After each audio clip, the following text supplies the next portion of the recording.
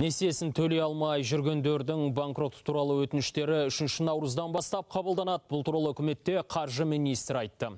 Ерұлан Жамабаевтың түсіндіруінше, жеке тұлғалардың банкроттығы туралы заңда 3 рәсім қарастырылған. Алғашқысы соттан тыс банкроттық. Мұның аясында қарызы 5 миллион 500 мыңнан аспайтын, оның 12 ай бойы төлей алмайтын азаматтар электрондық үкімет порталы арқылы өтініштерін бере алады. Мұндай жандардың меншігінде тіркелген мүлкі, оның ішінде ортақ меншіктегі мүлкі болмауы тиіс. Қазір құжаттарды қабылдау үшін дайындық жұмыстары жүргізілуде. Бұдан бөлек қарашаға заңның мән-жайын түсіндіретін азаматтарға арналған үкіметтің байланыс орталықтары мен мемлекет кірістер комитетінің мамандары оқытылып жатыр екен.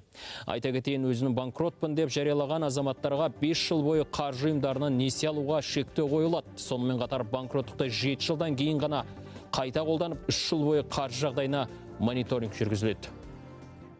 Әр азамат өзінің мүмкіндігіне қарай шешім қабылдау керек. Бұл құқық тек азаматтың әрқайсының өзіне беріледі. Енді мен сізге айтайын, бұл жерде біз арнайы түсіндірме жұмыстарын жүргізіп жатырмыз.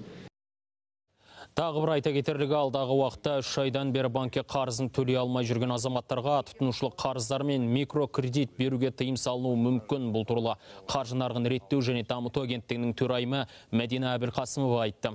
Бұдан бөлек коллекторларға да тығыр таянады. Оларға енді борышкердің мазасын алған үшін 2 миллион теңгеге дейін айыппұл салынады. Тіпті әкімшілік және қылмыстық жауапкершілікке тартылуы да мүмкін.